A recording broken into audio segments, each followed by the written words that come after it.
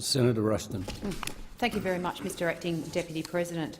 And I too stand to speak on the Clean Energy Legislation Carbon Tax Repeal Bill 2013 and related bills. And I must admit that, despite having had 33 hours of debate on this particular suite of bills and had the opportunity to listen to a lot of stuff that's been said by those opposite, being the Greens and the Labor Party, I'm really quite astounded at the contributions that we've seen, Mr Acting Deputy President. I certainly don't include the Palmer United Party when I refer to those opposite, as they've only just arrived, and they made a rather sensible and rational contribution to this debate yesterday, so I feel very confident that they get what we're trying to do here. But what constantly amazes me in this debate is that we seem to be having a debate about whether climate change is real or whether climate change isn't real. We don't seem to be having a debate at the moment about what I think the real issue is with this particular suite of bills, and that is how we're going to deal with the challenges that are presented to us as legislators in the space of the climate challenges that face this country, but also the climate challenges that face this world and our place as a player in this world. So I would suggest that what we really should be doing today is actually debating how we deal with climate change. And as Senator Wong made the comment this morning that she didn't necessarily agree with the comments of Senator Lazarus yesterday in relation to this bill, but she did respect the fact that he had a position to put, and that's exactly what he did. So my question would be then to those opposite, to both the Labor Party and the Greens, is let's just accept the fact that we all believe in the science of climate change, and we also believe that we need to do something about it. However, what we do have here is a discrepancy about how we should actually address this issue. So, I can certainly for myself say that I believe that we have some climate challenges ahead of us, and I'm prepared to play my part and do what I can in supporting making the necessary changes and implementing the necessary legislation and associated instruments so that we deal with the issue of climate change. But when we get in here and we hear contributions like we did yesterday from Senator Ludlam, where he got up there and said, that Minister Hunt is deceptive. I can't think of anything that Minister Hunt said that's deceptive. He's been quite clear about the fact that he believes that the best way for us to address the issues of the climate challenges that we have ahead of us is through his package, which the Emissions Reduction Fund is the centrepiece.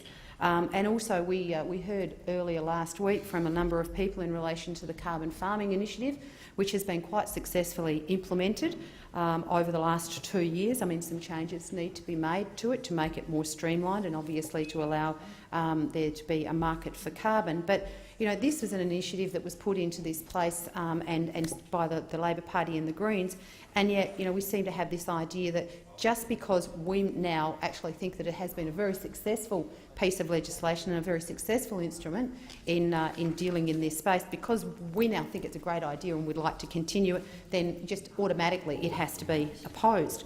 Senator Ludlam's comments of "I have nothing but contempt for those opposite."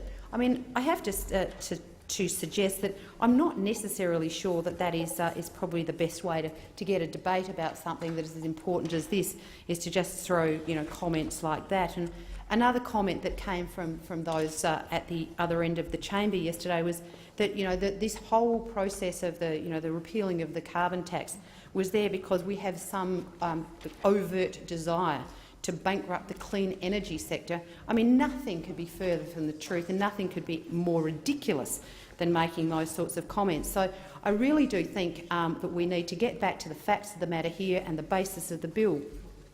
One of the other things that has been constantly put into this place, that this 5% target that we universally agree in this place that we have to achieve a 5% reduction in emissions by 2020 based on 2000 levels, that somehow this is some pathetic amount of reductions, and that Australia is not playing its part and will be left behind by the rest of the world because this is just tokenism. Well, I would draw. Point of order, Senator Ludlam. Point of order, President. I'm certain that Senator Ruston doesn't intend to mislead the Senate, but I just ask you to correct the record through you, Chair. that there is not universal agreement that a 5% target is sufficient by any means. Senator Latham, there's a debating point. I just asked Senator Ruston to correct the record through you, Chair. I'm more than happy to take the interjection. The vote of this place that was supported by both the Coalition and the Labor Party was to try and achieve a reduction of 5% by 2020. I acknowledge that the Greens have always sought to have a much higher target, but I'm sure that the Greens would not like to see a target lower than 5%. So let's just say that we all agree that a 5% target is it would be unacceptable to have anything lower than 5%, and I hope that satisfies Senator Ludlam in his concerns for what I've just said. However, what I would like to say is that I actually think that in the context of a balanced economy and in the context of ensuring that Australian businesses are not detrimentally impacted, we have to realise that we actually live in a global economy. So to end up with a situation where we actually are damaging Australian businesses, and I believe that the carbon tax did extraordinary damage to Australian businesses by causing, and obviously to the Australian public as well, by increasing the costs of us being able to do business. We need to take those sorts of things into account. I have no problem with us moving to a clean energy future, and I don't think anybody in Australia would be uncomfortable with us moving to a clean energy future. But we can't do it at a rate that is accelerated far more accelerated than the rate with which the rest of our competitive competitors around the world are moving to it. So for Australia to move at a far greater rate, all we will serve to do, Mr Acting Deputy President, is to make our businesses in Australia non-competitive, and the ultimate result of that is obviously we will offshore them. We will offshore these businesses to countries that have got a much worse record for emissions than we have, and who will be producing products per unit at a far greater and higher rate of emission than we do, because we're actually quite efficient in Australia, despite what the information that's been put into this debate.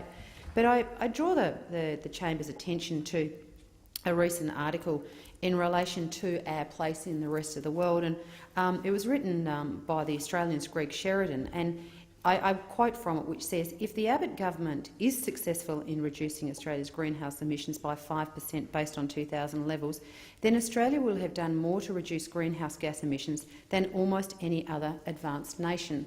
Now, I don't believe that that particular sentiment has been expressed at all. Now, whether it's exactly right or exactly wrong, but there is evidence that he goes on to quote in his article that there are a number of measures by which this 5% by 2020 would actually make Australia quite a significant contributor to the reduction and playing our part in Australia. Our per capita emissions by 2020 will reduce by 32%, a bigger decrease than any others considered, which shows Canada with a 29% reduction, the EU with about a 26% reduction, the USA 27%. So it appears as if only South Korea will be, from its per capita reduction in emissions, will actually have reduced their emissions by per capita amount more than Australia.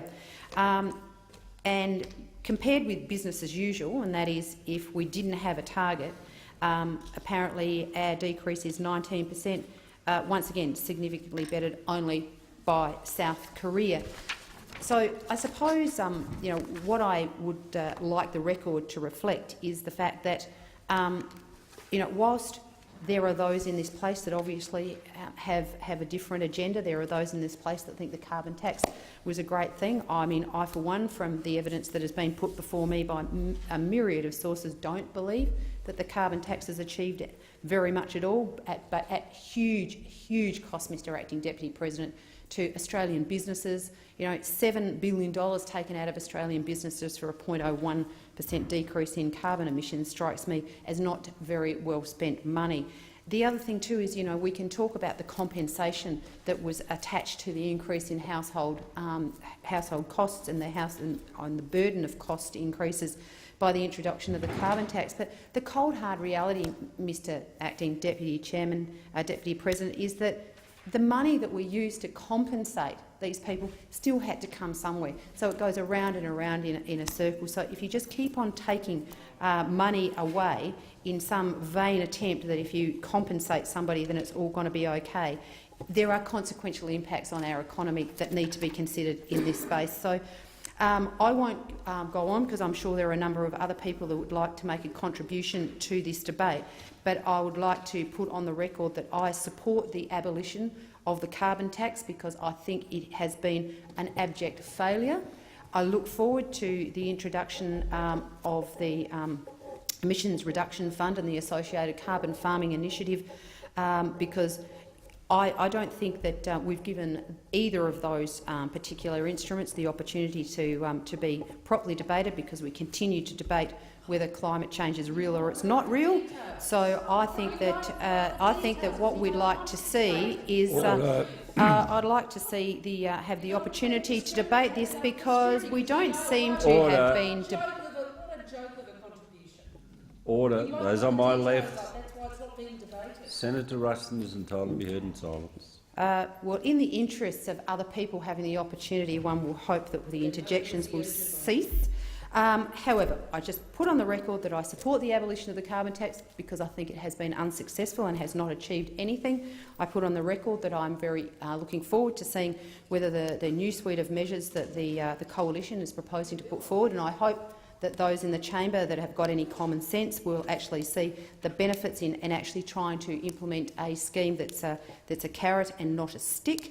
And we look forward to maybe moving forward and all of us agreeing that the best outcome for Australia is actually to deal with the issue of the climate challenges that we have ahead of us and stop making politics about it just because the carbon tax of those opposite has failed. Thank you, Mr Acting.